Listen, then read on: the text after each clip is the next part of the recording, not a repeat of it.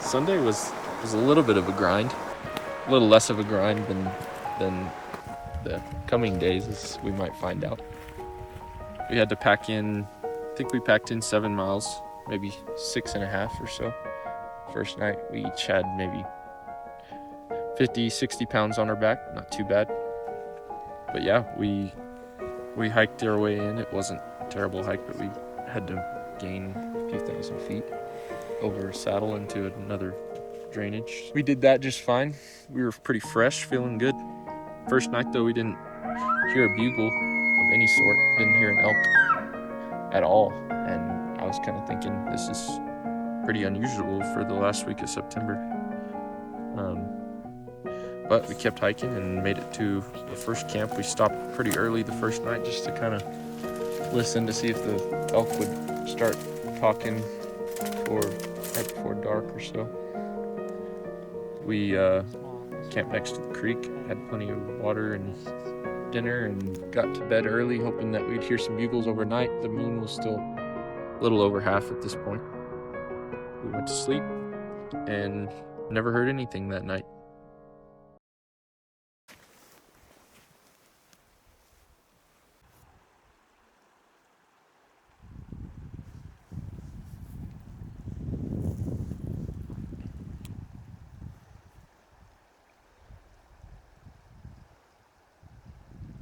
On day 2, we woke up and didn't get up crazy early.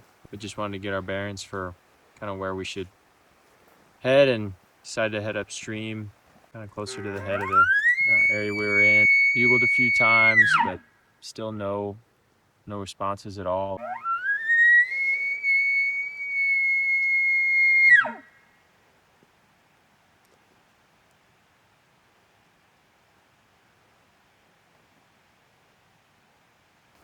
Yeah, so we were hiking up, started around 7,000 feet where we'd camped that night, and then headed up that ridge and probably climbed a little over 9,000, 9,500.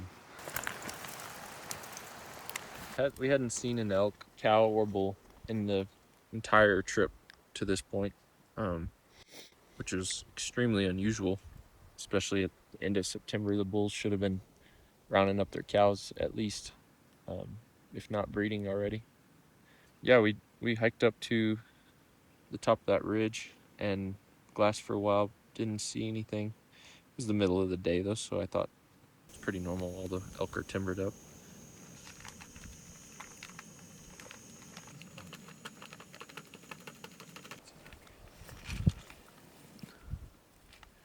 I didn't even look at mine. Mine's 1 1/3. I think in terms of opening up ourselves to the most country, we should go down this way into the block. There's plenty of water. And then hunt tomorrow morning in that basin, which should be really good. Yeah. But if there's just nothing, I think we could hike that up to that saddle right up there tomorrow afternoon and look over there in the evening. And there's water over there too that we could drop down in and camp over there. It's not as easy as it looks, but it's not terrible for sure. Only thing about it is we're like 10 miles back from the truck if we go there.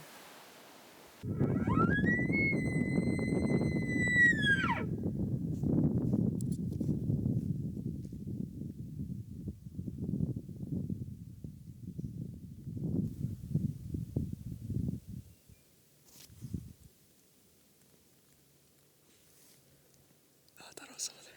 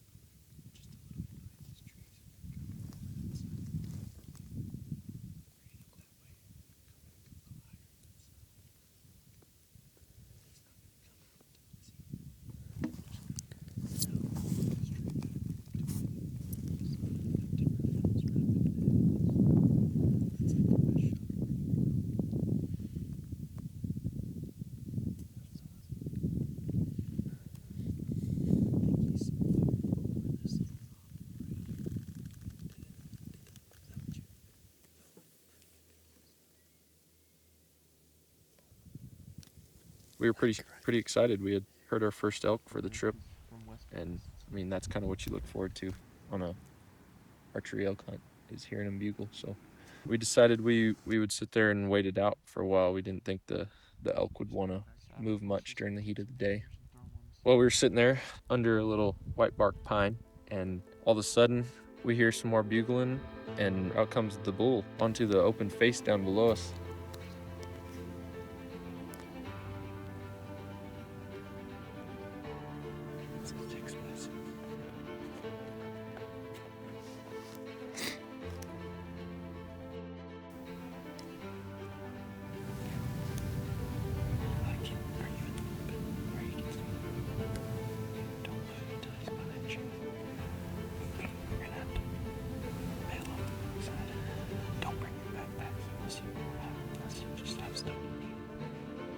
When he came out of the timber the first time, he bugled and kind of startled us at first because we weren't expecting it, and we were there kind of caught out in the open, so we were just watching him as still as we could. Eventually it looked like he might have spotted us. He ended up turning around and going back into the timber, we thought. He hung out at the edge of that tree line for a little while. As soon as he kind of disappeared back into the trees a little bit, we kind of dropped back over the other side of the ridge where he couldn't see us, to try to make a game plan of how to go after him. The wind is the biggest thing, because we were up in the head of this draw and the wind was coming up the draw, and I thought fairly soon the thermals might start dropping down. Trying to decide whether we should go up above them or wait it out for another while and go below them. But at this point I kind of thought we had already blown it, so decided just to send it.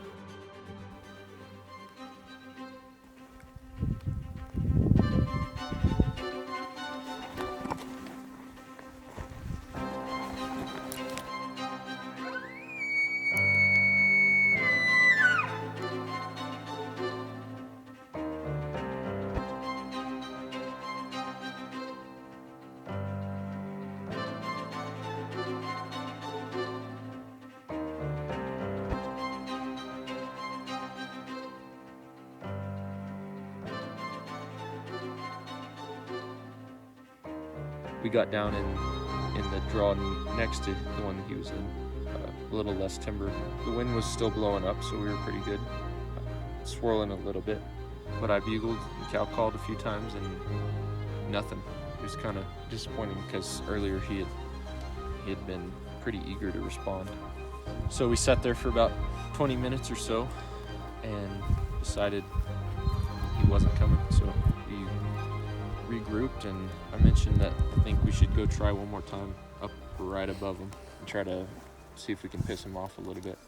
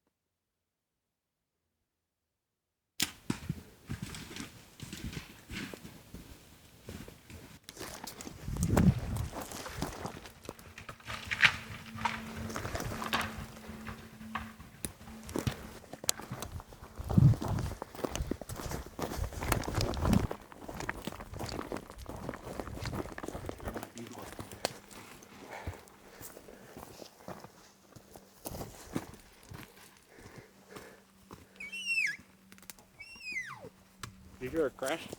Yep, down there. Hear a crash? Yes. I'm gonna crash home.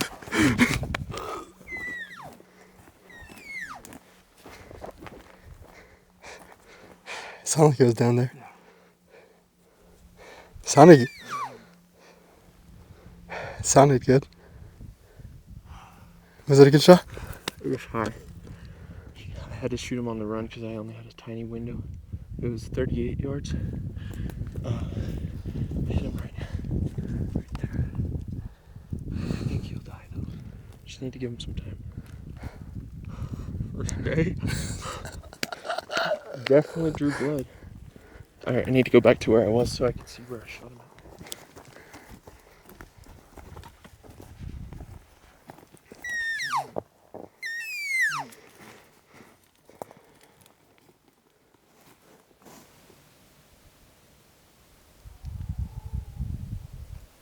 Is that a good? He's dying.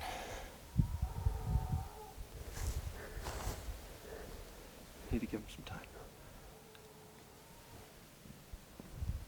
I had to shoot him on the run, or not on the run, but on the walk, and I had like a 3-foot window, but he was going slow, so it was fine. Dude. Adrenaline took over though. Well, he's down there. He's definitely down there. I don't know if he's dying anytime soon, but we'll have to see. I just want to look at the first blood. I don't think he bled much here, but I think I caught liver. I can, Maybe the back of lungs. It was closer than I thought. That's why I shot. I thought he was past those trees. He was right here. He ran right through down here. Fell. This is where he fell. Here's blood. Looks like liver blood. I know. I don't smell any guts, so that's good. Looks kind of like might be a little gut. Let's see how well we can try. Usually that sound he made, that's sometimes what they do when they're dying.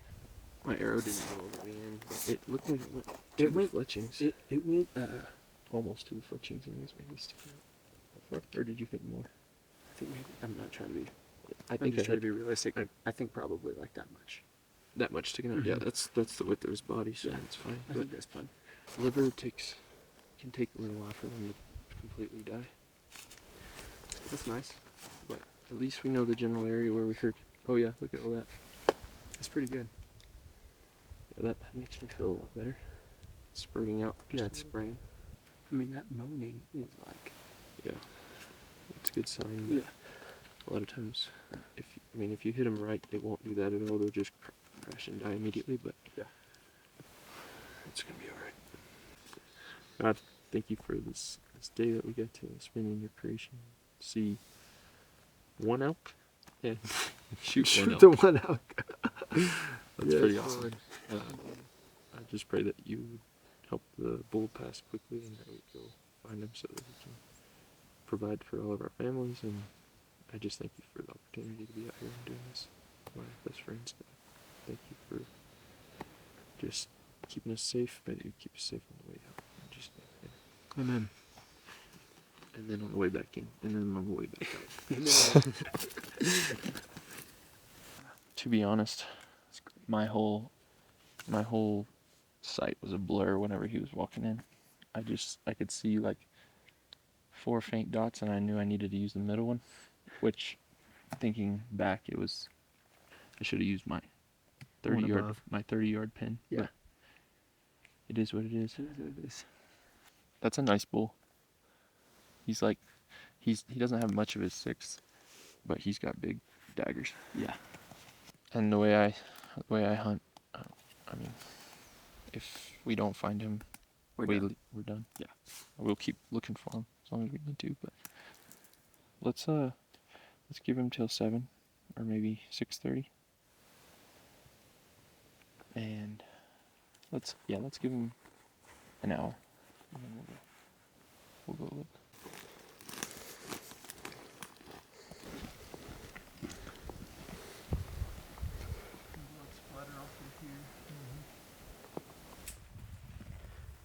Turn back down. That's our last blood on the rock. Oh yeah, he went through the tree. Yeah.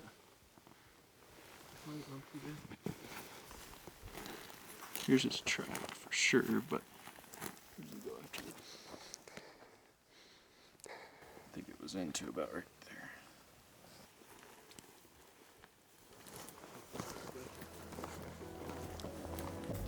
He's down.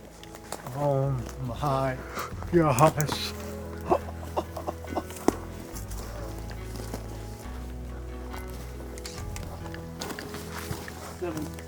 Seven by 6. Oh my gosh, Riley. It's a big boy. Look at him snaggle teeth.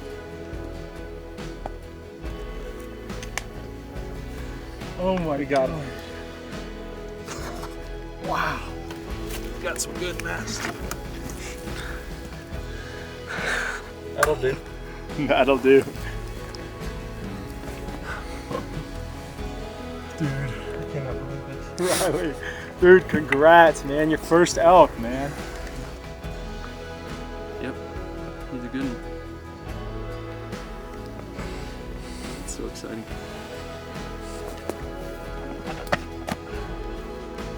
First elk that we've seen today. One's all it takes. We did it, boys.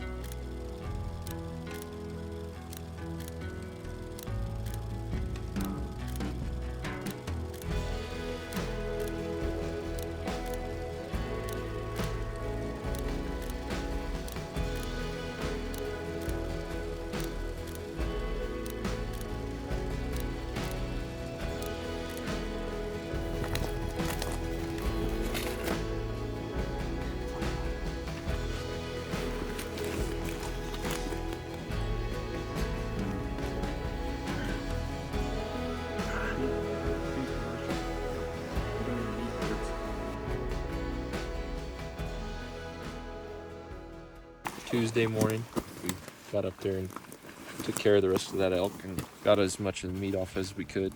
We were going down pretty heavy. I think we ended up carrying at least 80, and I think Eli ended up carrying out maybe over 100. We were starting our long hike out, 9 miles back to the trailhead. I don't think much can prepare you for what actually comes when you need to pack out an animal yourself with some buddies. And that much weight on that pack with elevation change up and down, rocks, all sorts of, obstacles and stuff. I think, people can say whatever they want, but that's definitely one of the hardest workouts I've ever done. And people say some things are man makers, that's a man maker. Hiking out 9 miles with 80 to 100 pounds on your back, it's a workout.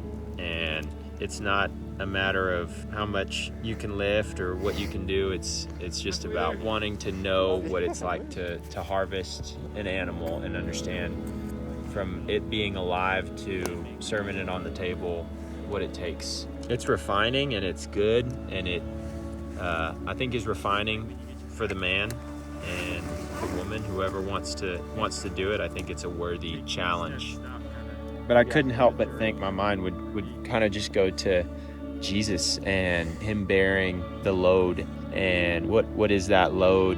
It's a whole lot heavier than 90 pounds of meat on my back and on Riley's back and Rick's back. All of it combined, it's a whole lot heavier actually, that cross that he bore. And the weight of sin for every man he bore. I cannot imagine that kind of weight. And I was like, okay, I'm doing this on semi-fresh legs, after hiking for a couple days. I wasn't tortured to the point of bleeding out from my insides and bleeding out of my back.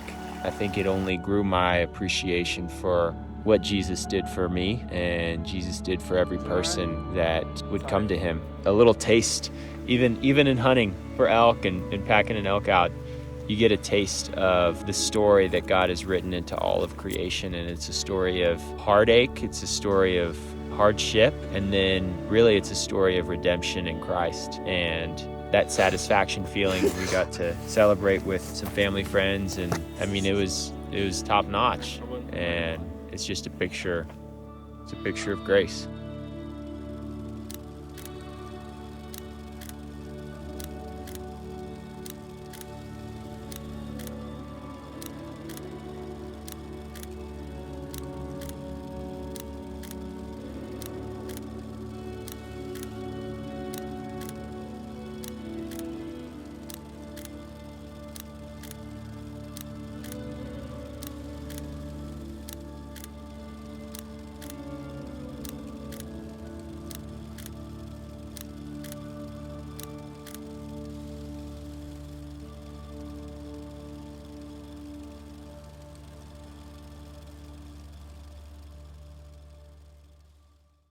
I stopped for water for the day, about made it out. But just stumbled upon a free range cold brewski. Look at that.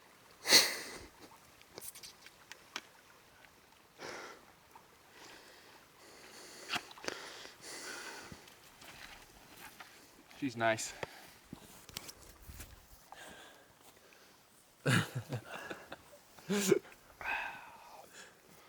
Got those carbs in, baby. It's good stuff. Ain't nothing better than a cold beer from a stream.